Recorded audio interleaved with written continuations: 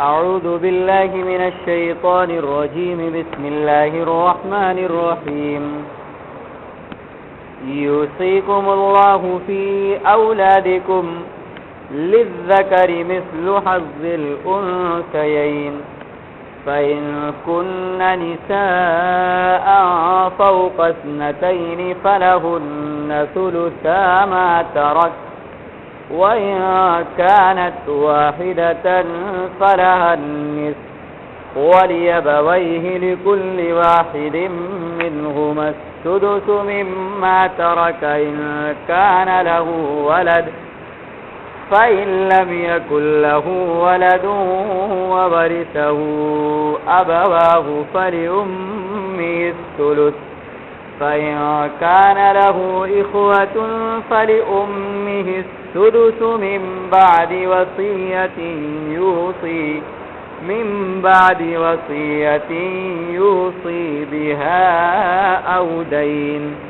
آباؤكم وأبناؤكم لا تدرون أيهم أقرب لكم نفعا فريضة من الله إن الله كان عليما حكيما.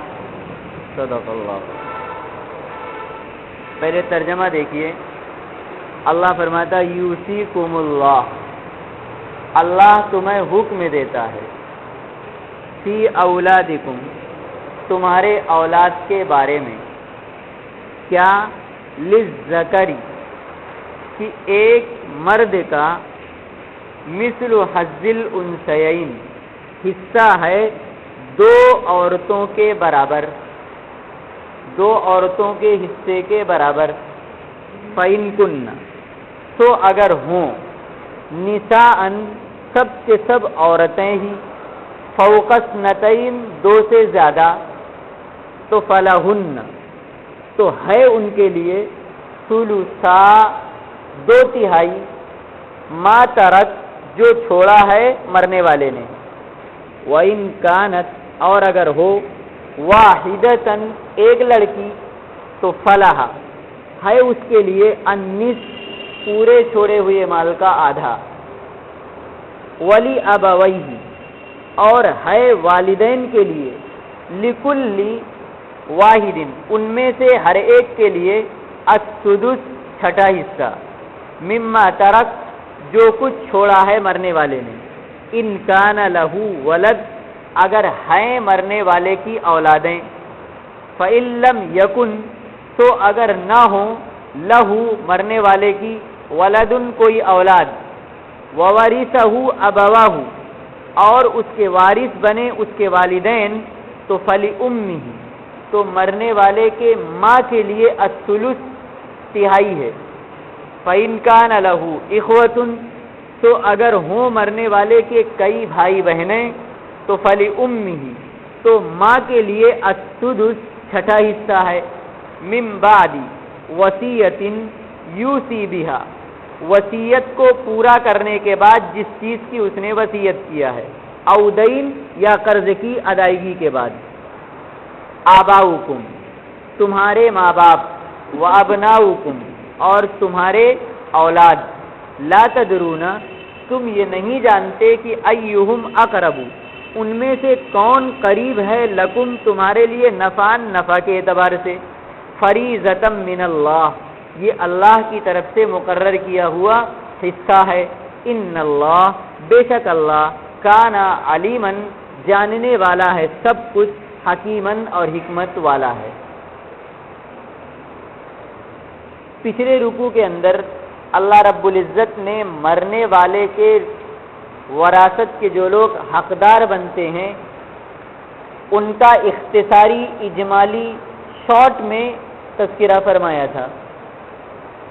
اس آیت پاک کے اندر اللہ رب العزت نے مرنے والے کے جو وراثت کے حقدار بن رہے ہیں ان میں سے کچھ وارثوں کا اختصاراً نہیں، تفصیلاً تذکرہ فرمایا ہے، اور کس حالت میں ان کو کتنا ملے گا، مختلف حالات کے اعتبار سے ان کے حصوں کا تذکرہ فرمایا ہے، اور بقیہ وارثین کا تذکرہ اس سورت کے اخیر میں اللہ رب العزت نے ذکر فرمایا ہے، اور مزید اس کی وضاحت اور تفصیلات اللہ کے نبی علیہ الصلاۃ والسلام نے حدیث پاک کے اندر فرمائی ہے۔ حضرات فقہاء کرام نے، چونکہ یہ ایک مستقل موضوع ہے، کیا وراثت یہ ایک مستقل موضوع ہے، اس لیے فرائض کے نام پر حضرات فقہاء نے اس کے تمام جز کو قرآن و حدیث سے جمع کر کے کتاب الفرائض یا وراثت کے مسائل کے نام پر کتابوں کے اندر جمع کر دیا، مستقل فن کی حیثیت سے۔ اور اس فن کو یعنی وراثت کے موضوع پر جو فن ہے اس کو بڑے تفصیل کے ساتھ میں، بڑے جزیات کے وضاحتوں کے ساتھ میں پڑھایا جاتا ہے، جو عالم کورسی کی کتابیں پڑھائی جاتی ہیں اس کے اندر۔ اتنی بات سمجھ میں آ گئی آپ کو؟ اب دیکھیے آگے جو تفصیلات وراثت کے سلسلے میں آ رہی ہیں، صرف یہاں سن کر آپ جا کر بٹوارا مت کرنے لگنا۔ کیوں؟ یہ صرف اصولی بات کی جا رہی ہے، جو جملے آیت کے اندر استعمال ہوئے اس کو آپ کو سمجھا دیا جا رہا ہے۔ وراثت کی تقسیم کے لیے پورے اجزاء سامنے جب تک نہیں ہوں گے تقسیم نہیں ہو سکتی، سمجھ میں آئی بات؟ دوسری بات، اس وضاحت کے بعد آپ وراثت کے مسئلے کو مجھ سے پوچھ بھی نہیں سکتے۔ کیوں؟ کیونکہ یہ ایک اصولی بات آپ کو سمجھائی جا رہی ہے، تمام جزیات اس کے سامنے نہیں ہوں گے میرے بھی، جب تک کہ آپ لکھ کر نہیں لے آئیں گے۔ اس لیے اگر فوری طور پر آپ پوچھنا بھی چاہیں گے تو میں شاید آپ کا بٹوارا نہ کر سکوں، کیونکہ تمام جزیات جب تک سامنے نہیں ہوں گے بٹوارا مشکل ہے۔ وراثت کی تقسیم کے لیے دارالافتاء سے رجوع کرنا چاہیے حالات کو لکھ کر، کیونکہ مفتی مشق کے اندر ہوتا ہے، اس کے پاس مسلسل اس سلسلے میں استفتے آتے رہتے ہیں، اس کے ذہن کے اندر پورا خاکہ ہوتا ہے، اس لیے وہ تقسیم بہت اچھے سے کر سکتا ہے بمقابل دوسروں کے۔ سمجھ میں آئی کہ نہیں آئی بات؟ اب دیکھیے شریعت کا پہلا قانون اور پہلا اصول اور پہلا ضابطہ تو یہ ہے کہ مرنے والے نے جو وراثت کا مال چھوڑا ہے، سب سے پہلے اس مال سے مرنے والے کا کفن دفن کا انتظام کیا جائے گا، لیکن اس کے اندر نہ تو فضول خرچی ہو اور نہ ہی کنجوسی، اسی مال سے کر دیا جائے۔ دوسرے نمبر پر مرنے والے نے جو مال چھوڑا کفن دفن کے انتظام کے بعد، اب چھوڑے ہوئے مال میں سے اگر میت کے ذمے قرض ہے کچھ تو اس قرض کو ادا کیا جائے گا۔ اگر قرض اتنا ہی ہے جتنا اس کا مال یا اس سے زیادہ قرض ہے تو پورا کا پورا مال قرض میں دے دیا جائے گا، وارثین کو کچھ نہیں ملے گا۔ وصیت کیا ہے کوئی وصیت نافذ نہیں ہوگی، یہ دوسرا ضابطہ۔ اگر قرض کی ادائیگی کے لیے کچھ ادائیگی کے بعد کچھ بچ جائے یا قرض تھا ہی نہیں اس کے اوپر پورا کا پورا بچ جائے تو اب تیسرے نمبر پر آتا ہے کہ میت نے اگر کوئی وصیت کی ہے تو اس وصیت کو پورا کیا جائے گا 1/3 مال سے، لیکن شرط یہ ہے کہ وہ وصیت جائز ہو، ناجائز اور حرام وصیت نہ ہو۔ مثلا کہہ گیا کہ میرے مال سے میرے مرنے کے بعد ایک فلم ہال بنا دینا، یہ وصیت پوری نہیں کی جائے گی۔ کوئی شراب خانہ بنا دینا، یہ وصیت پوری نہیں کی جائے گی، یہ ناجائز وصیتیں ہیں۔ تو جائز وصیت اگر کر کے گیا ہے اور قرض کے ادائیگی کے بعد مال بچ گیا تو 1/3 مال میں سے اس کی وصیت کو نافذ کیا جائے گا، اگرچہ اس نے پورے ہی مال کی وصیت کیوں نہ کی ہو، پورے مال کی وصیت کے بعد بھی 1/3 مال سے ہی وصیت پوری کی جائے گی اور جائز وصیت پوری کی جائے گی۔ اب وصیت کفن دفن کے بعد قرض کے ادائیگی کے بعد وصیت کو 1/3 سے پورا کرنے کے بعد اب اگر کچھ مال بچتا ہے تو اب جو ہے یہ وارثین کے اندر تقسیم ہوگا۔ سمجھ میں آ رہی کہ نہیں آ رہی بات؟ یہ تقسیم ہوگا۔ کیسے تقسیم ہوگا؟ اس کا اصولی تذکرہ پہلے رکوع کے اندر آپ پڑھ کر آئے۔ کہ سب سے پہلے وراثت کے حقدار جو سب سے زیادہ مرنے والے کے کیا ہوں گے؟ قریبی، ان کو ملے گا۔ اب یہ قریبی میں سب سے زیادہ قریب کون لوگ ہیں؟ اولاد اور ماں باپ۔ یہ ایسے قریبی ہیں کہ یہ کسی بھی حالت میں محروم نہیں ہو سکتے وراثت سے، ایک صورت کے علاوہ۔ ایک صورت کے علاوہ کسی بھی صورت میں اولاد اور ماں باپ وراثت سے محروم نہیں ہو سکتی، کیونکہ یہ بلا کسی واسطے کے میت کے رشتہ دار ہیں، اور بقیہ سارے رشتہ دار واسطے سے بنتے ہیں، اس لیے یہ سب سے قریبی ہیں۔ اسی لیے اللہ رب العزت نے ان کا حصہ سب سے پہلے بیان فرمایا، پہلے اولاد کا تذکرہ، پھر ماں باپ کا تذکرہ۔ سمجھ میں آ رہی کہ نہیں آ رہی بات؟ تو ایک صورت کے علاوہ بقیہ کسی بھی صورت کے اندر اولاد یا ماں باپ محروم نہیں ہوتی۔ وہ ایک صورت کیا ہے؟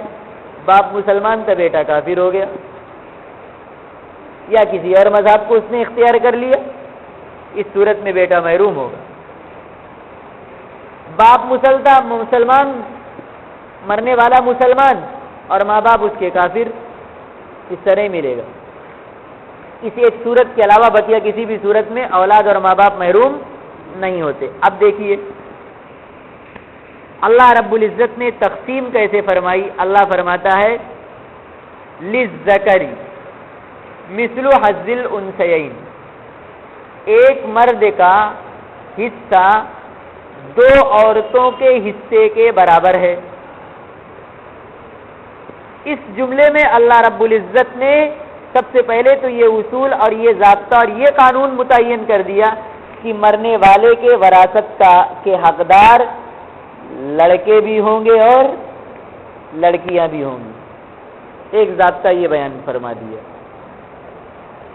دوسرا اصول اور قانون یہ بیان فرمایا کہ اس ضابطے میں بھی حصہ دونوں کا متعین اور فکس ہے۔ کیسے؟ اگر مرنے والے نے لڑکے اور لڑکیاں دونوں چھوڑی ہیں تو لڑکے کا حصہ لڑکیوں کے مقابل 2 گنا ہوگا۔ لڑکیوں کا حصہ لڑکوں کا، ایک لڑکے کا حصہ 2 لڑکیوں کے برابر ہوگا، جتنا 2 لڑکیوں کو ملے گا اتنا ایک لڑکے کو ملے گا۔ یہ ایک ضابطہ بیان فرمایا۔ سمجھ میں آ رہی؟ مثلا اگر کسی نے ایک لڑکا اور 2 لڑکیاں چھوڑی، مثال میں دے رہا ہوں، تو اب اس پورے مال کے 4 حصے کیے جائیں گے، 2 لڑکے کو دے دیا جائے گا اور ایک دونوں لڑکیوں کو دے دیا جائے گا۔ یہ ایک ضابطہ۔ دوسری بات یہاں پر سمجھنے والی ہے کہ اللہ رب العزت نے لڑکیوں کے حصے دلانے کے اندر کتنا اہتمام فرمایا ہے۔ قرآن پاک کا جملہ دیکھیے، اللہ یہ بھی کہہ سکتا تھا للانثیین مثل حظ الذکر، للانثیین مثل حظ الذکر، کیا مطلب، کیا ترجمہ ہو جائے گا؟ 2 لڑکیوں کو ایک لڑکے کے برابر ملے گا، یہ بھی تو کہہ سکتا تھا اللہ، لیکن نہ، انداز کیا اپنایا؟ ایک لڑکے کو 2 لڑکیوں کے برابر ملے گا۔ کیا مطلب؟ معیار بنایا لڑکیوں کو حصے کا لڑکے کے لیے۔ اب اس سے سمجھ لینا چاہیے ان لوگوں کو جو لڑکیوں کو وراثت سے محروم کر دیتے ہیں، اور خاص طور پر ان بھائیوں کو جو اپنے بہنوں کا حق مار جاتے ہیں، اور اگر بہن نابالغ ہوئی تو ڈبل گناہ، ایک تو وراثت میں حق مارنے کا اور دوسرے یتیم کا مال کھانے کا، 2 گناہ ملے گا۔ اتنا اہتمام فرمایا قرآن پاک میں۔ سمجھ میں آ رہی کہ نہیں آ رہی بات؟ اب آگے اللہ رب العزت نے تشریح فرمائی،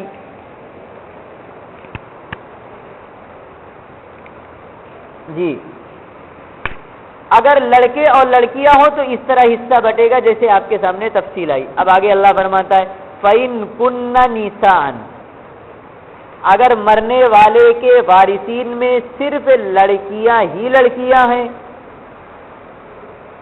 لڑکے ایک بھی نہیں ہیں، لڑکے ایک بھی نہیں ہیں، صرف لڑکیاں ہی لڑکیاں ہیں، اور 2 یا 2 سے زیادہ ہیں، فَإِن كُنَّ نِسَاءً، تو اگر ہیں صرف لڑکیاں ہی لڑکیاں، عورتیں ہی عورتیں، اور فوق اثنتین 2 سے زیادہ ہیں تو فلہن ثلثا ما ترک، تو مرنے والے نے جو کچھ چھوڑا ہے اس میں سے 2/3 ان کو دے دیا جائے گا، ان میں سے 2/3 ان کو دے دیا جائے گا، اور بقیہ جو ہے وہ، کیونکہ لڑکے تو ہیں نہیں، بقیہ ماں باپ، اگر مرنے والا مرد ہے تو اس کی بیوی ہوگی اس کو، اگر مرنے والی عورت ہے تو شوہر ہوگا اس کو، 2/3 لڑکیوں کو دینے کے بعد بقیہ کس کو دیا جائے گا؟ دوسرے وارثین کو دیا جائے گا۔ 2 سے زائد لڑکیاں ہوں یا 2 ہوں، زائد کا تذکرہ تو خود قرآن نے ایک دم واضح کر دیا، فوق اثنتین، اس کے وضاحت کی ضرورت نہیں۔ 2 لڑکیاں ہوں تو ان کو بھی 2/3 ملے گا، اس کا تذکرہ یہاں پر نہیں ہے، اس کا تذکرہ کہاں پر ہے؟ حدیث پاک کے اندر ہے۔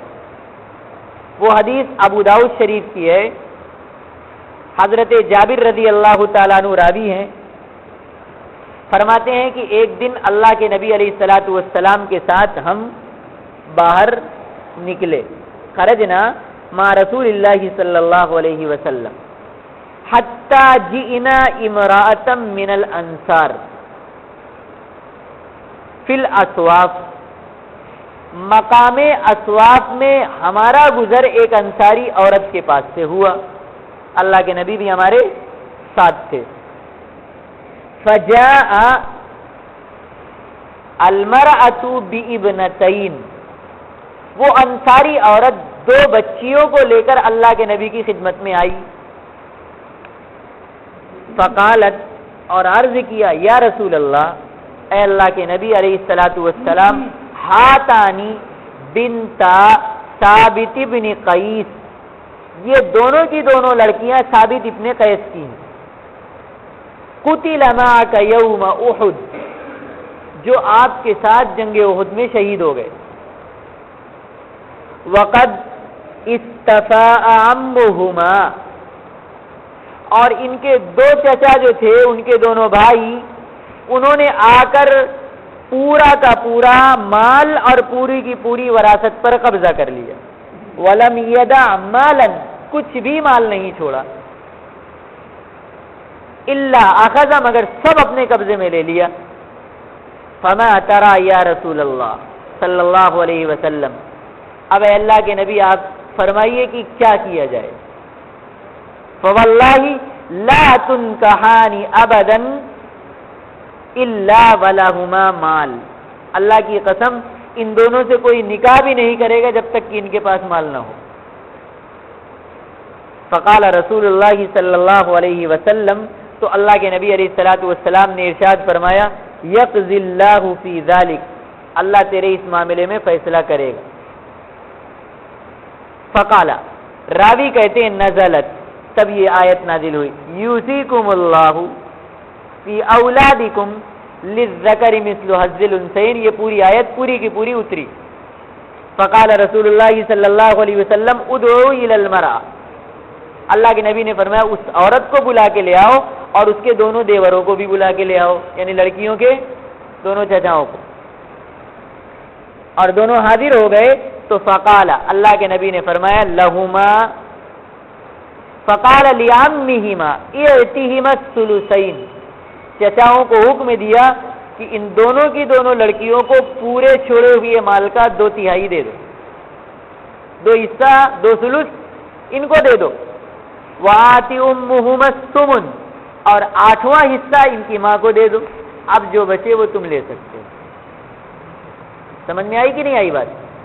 تو 2 لڑکیوں کو کتنا ملے گا اس کا تذکرہ قرآن کے اندر نہیں تھا، 2 سے زائد کا تو تھا کہ اگر مرنے والے نے صرف لڑکیاں چھوڑی ہیں اور 2 سے زائد لڑکیاں ہیں تو ان کو 2/3 مال مل جائے گا، لیکن 2 کا تذکرہ نہیں تھا، اس 2 کی وضاحت اللہ کے نبی نے اس حدیث میں کیا فرمائی کہ پورے مال کا ان دونوں لڑکیوں کو کیا دلایا؟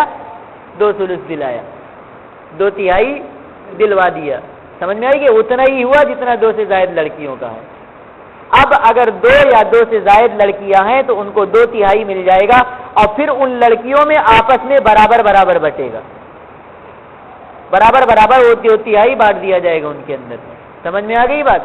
اب آگے دیکھیے، اللہ فرماتا وَإِن كَانَتْ وَاحِدَةً، اگر لڑکی صرف ایک ہے، کوئی نرینہ اولاد نہیں ہے، کوئی لڑکا نہیں ہے، صرف ایک ہی لڑکی ہے، تو اللہ فرماتا ہے فَلَهَا النِّصْفُ، اب اس لڑکی کو پورے چھوڑے ہوئے مال کا آدھا ملے گا۔ اب جو آدھا بچا وہ ماں باپ کو، اگر مرنے والا مرد ہے تو اس کی بیوی کو، عورت ہے تو اس کے شوہر کو آدھے میں سے ملے گا۔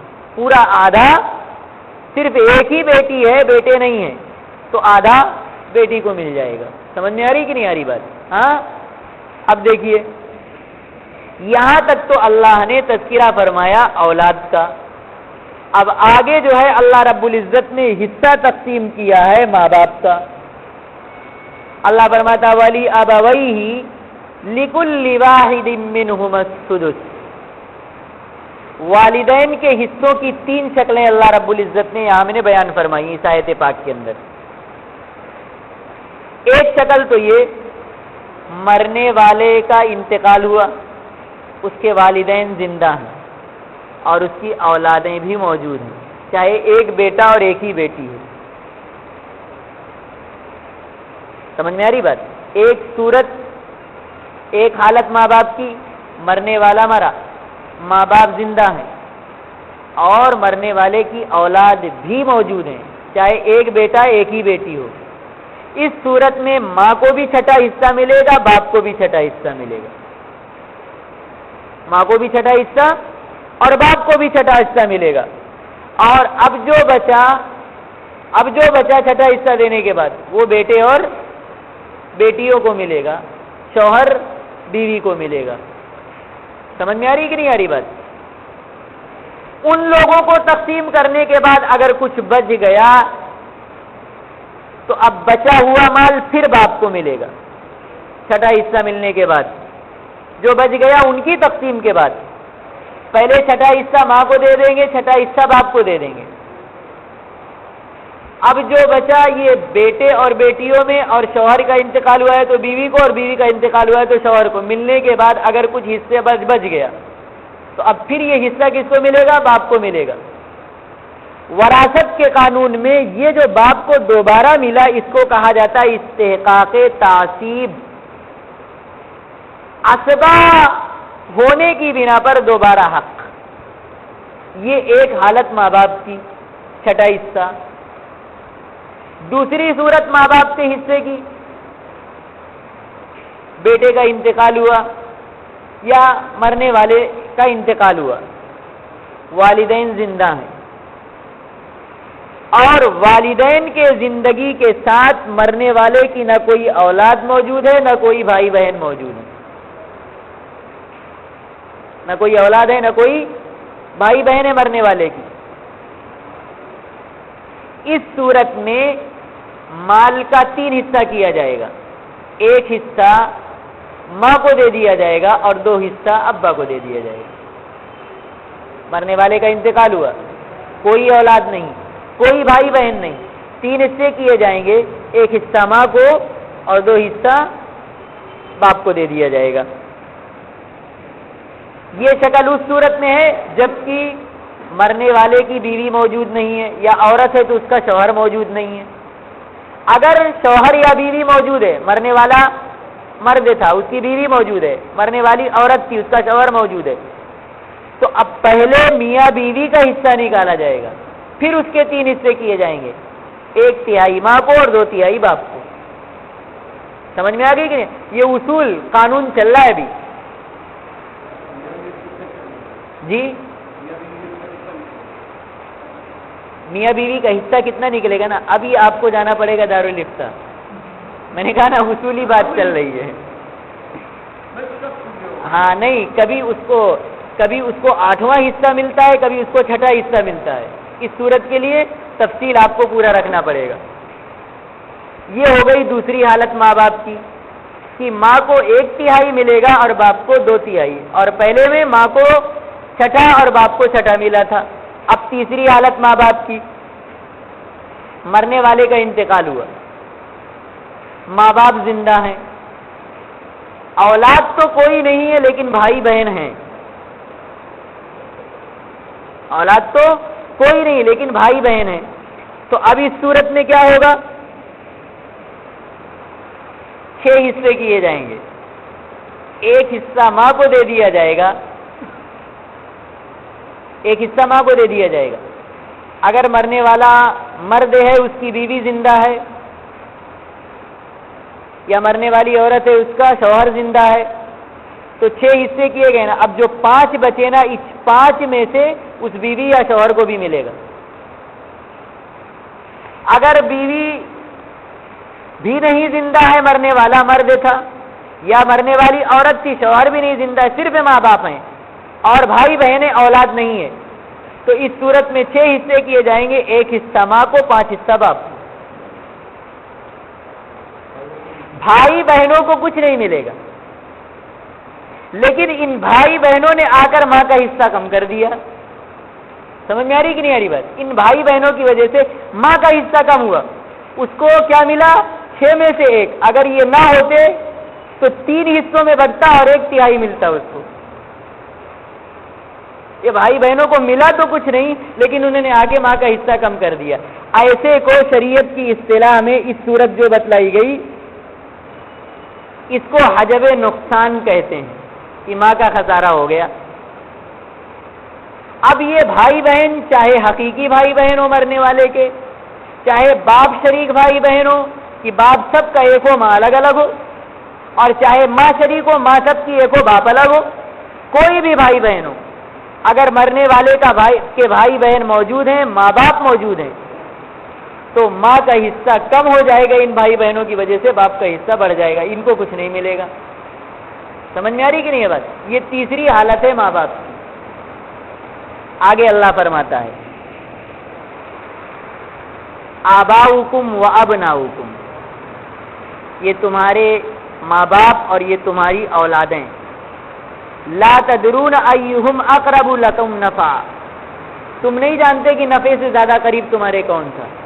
اللہ نے جو حصہ متعین کر دیا ہے، یہ تمہارے نفع کو دیکھ کر کیا ہے۔ اب یہ متعین حصے کے اندر نہ کسی کو رائے زنی کی اجازت ہے، نہ کمی بیشی کی اجازت ہے۔ اگر اللہ تمہارے حوالے کر دیتا تو تم دیکھتے کہ مجھ سے فائدہ کس کو زیادہ پہنچے گا، اس کو دو، حالانکہ تم کو کیا معلوم کہ وہ تم کو فائدہ زیادہ پہنچا دے گا۔